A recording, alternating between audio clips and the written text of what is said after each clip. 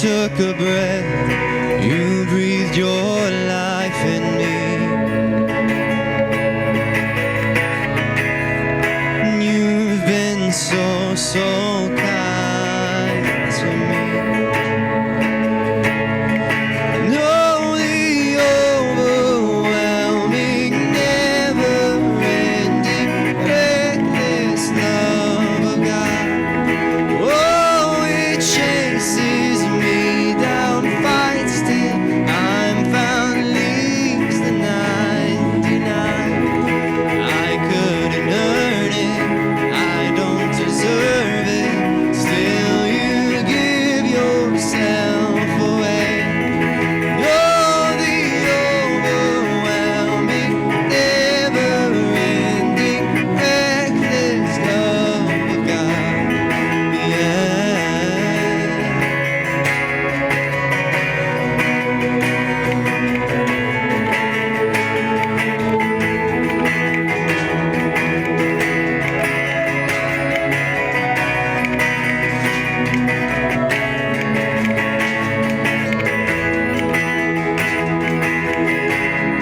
When I was your foe, still your love fought for me.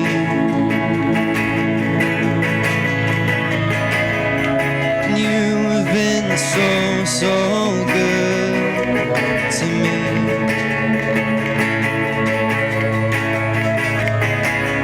And I felt no worth, you paid it all for me.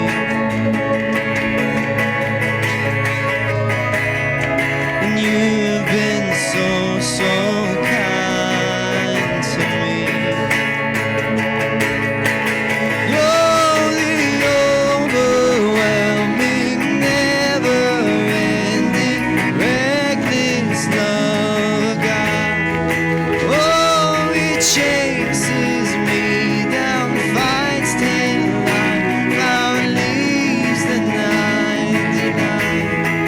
I couldn't earn it, I don't deserve it, still you give yourself away. You're the overwhelming, never-ending, reckless love of God. There's no shadow you won't light up, mountain you won't climb up, coming after me. There's no wall you won't kick down, lie you won't tear down, coming after me. There's no shadow you won't light up, mountain you won't climb up, coming after me.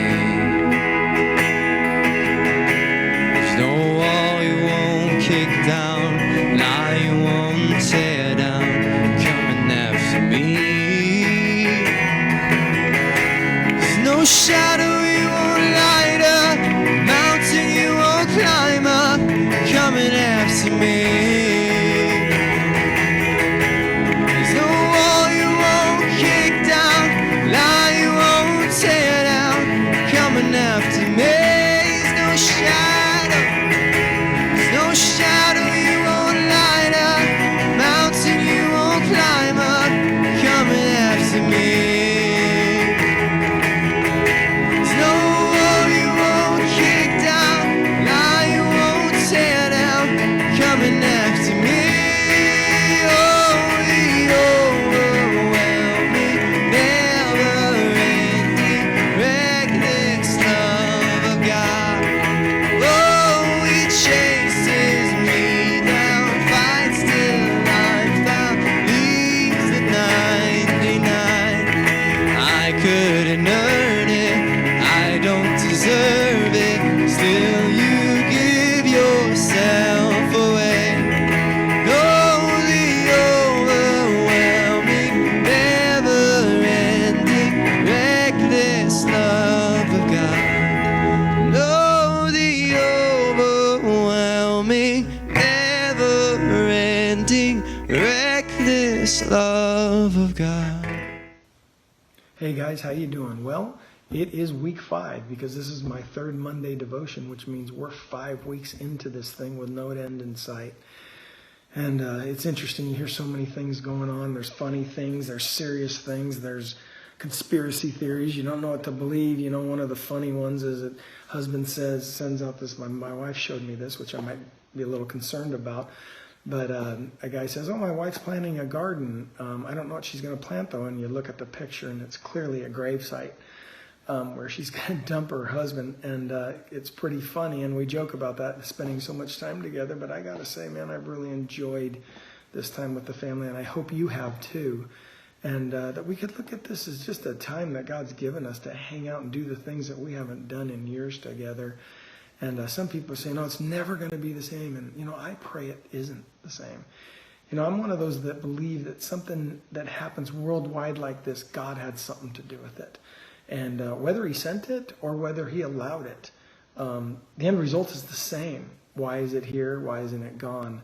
And I think one of those answers to it is when we go through something like this, how are we going to respond? And in the Old Testament and even in the New Testament, God wants us to respond to him. He's reaching out to us, whether it's this virus or just allowing it to happen, whatever it is. I want to say, hey, our response should be, hey, God, what do you want from us? What is your will in this? I don't pretend to know. I don't pretend to know the whole prophecy of this virus and why it happened worldwide. There are people who much smarter than me that do know and that God has used as prophets, but I don't personally know. I just know that if it's worldwide, God has to have his hand in it. And so my prayer is always, God, what is your will in this? And I know that God's will is always for us to love one another.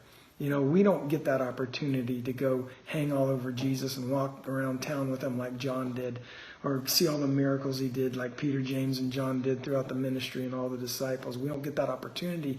And that's why God gave us that commandment that said, love your neighbors yourself. So how do we show that we love God? By loving our neighbors and reaching out to them. This is the time where the church should thrive.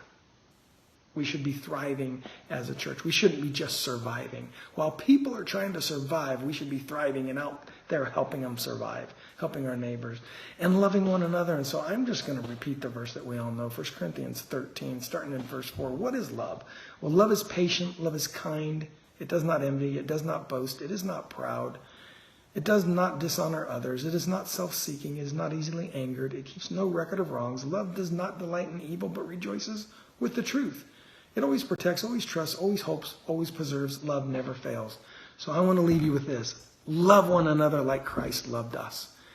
And let's just go out there and be a church that's thriving for those who are trying to survive. And remember to pray at 7:14 every day, whether it be AM or PM. God bless you all. Have an awesome week. Love you.